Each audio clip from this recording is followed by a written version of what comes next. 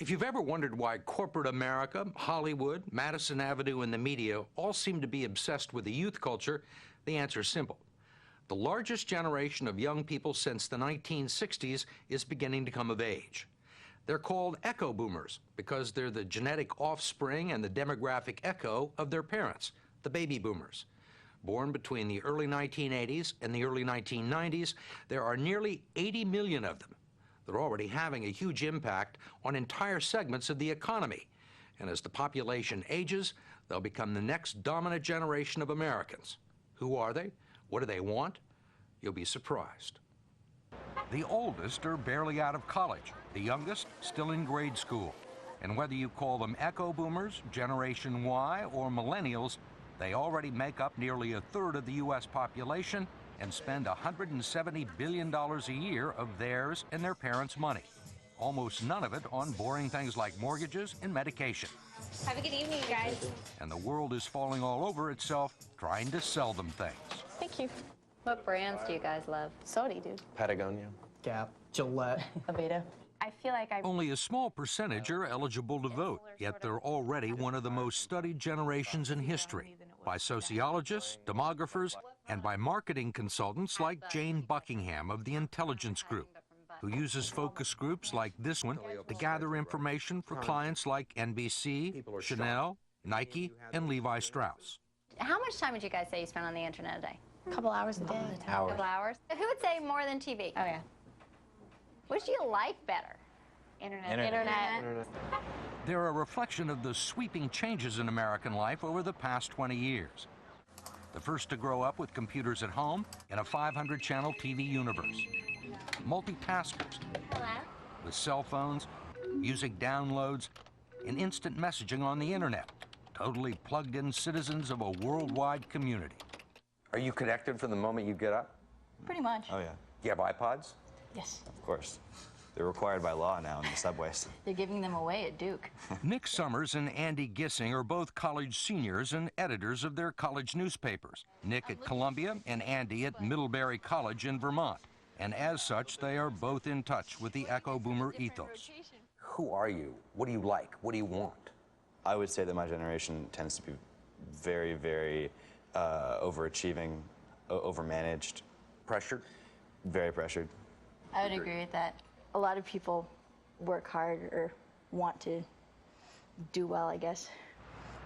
And it's no wonder they feel that way. From the time they were toddlers, they've been belted into car seats and driven off to some form of organized group activity. After graduating from Gymboree and Mommy and Me, they've been shuttled to play dates and soccer practice with barely a day off by parents who felt their kids needed structure and a sense of mission. Dr. Mel Levine is a professor at the University of North Carolina and one of the best-known pediatricians in the country. He says it's had as much to do with shaping this generation as technology. They've been heavily programmed. The kids who have had soccer Monday, Kung Fu Tuesday, religious classes Wednesday, clarinet lessons Thursday, whose whole lives have really been based on complying with what some adult tells them to do. This is a group of people that wants to please. They wanted to please their parents, their friends, their teachers, their college admissions officers. A generation in which rules seem to have replaced rebellion. Convention is winning out over individualism, and values are very traditional. Who here thinks they'll get married? Who here thinks they'll have kids? They're the most diverse generation ever. 35% are non-white, and the most tolerant, believing everyone should be part of the community. How many of you believe in gay marriage? Everybody, no issue. Historian Neil Howe, along with co-author William Strauss, has made a career studying different generations. And he says all the research on echo boomers always reflects the same thing, that they're much different than their self-absorbed, egocentric baby boomer parents. Nothing could be more anti-boom than being a good team player, right? Fitting in, worrying less about leadership than followership. You go into a public school today, teamwork is stressed everywhere. team teaching, team grading, collaborative sports, community service, service learning, student juries. I mean, the list goes on and on. One of the impacts that boomers had on... Howe thinks they're more like their grandparents, the great World War II generation, more interested in building things up than tearing them down. When you ask kids, what do you most hope to achieve there? Where they used to say, I want to be number one, I want to be the best. Increasingly, they're saying, I want to be an effective member of the team. I want to do everything that's required of me. And you can already see some results. Violent crime among teenagers is down 60 to 70%. Tobacco and alcohol use is at an all-time low. So is teen pregnancy. 5 out of 10 echo-boomers say they trust the government. Virtually all of them trust mom and dad. How many of you get along with your parents really well? Oh, love them. Yeah. Totally. They're your best friends? Yeah. 100%. Don't want to leave home. Exactly. Through sheer numbers, they're beginning to change society. They've affected school construction, college enrollment, product development, media content, and according to marketing consultant Jane Buckingham, they're changing the way things are sold from clothing to cars, because mass marketing doesn't always reach them.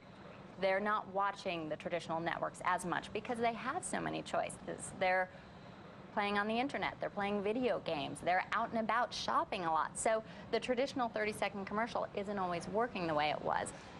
They're the most sophisticated generation ever when it comes to media. They create their own websites, make their own CDs and DVDs, and are cynical of packaged messages. They take their cues from each other.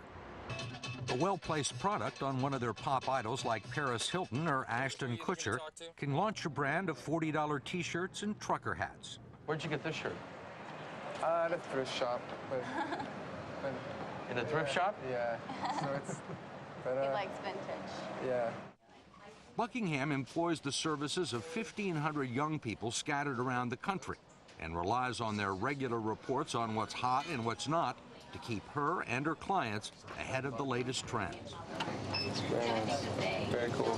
One of the things with this generation is word of mouth.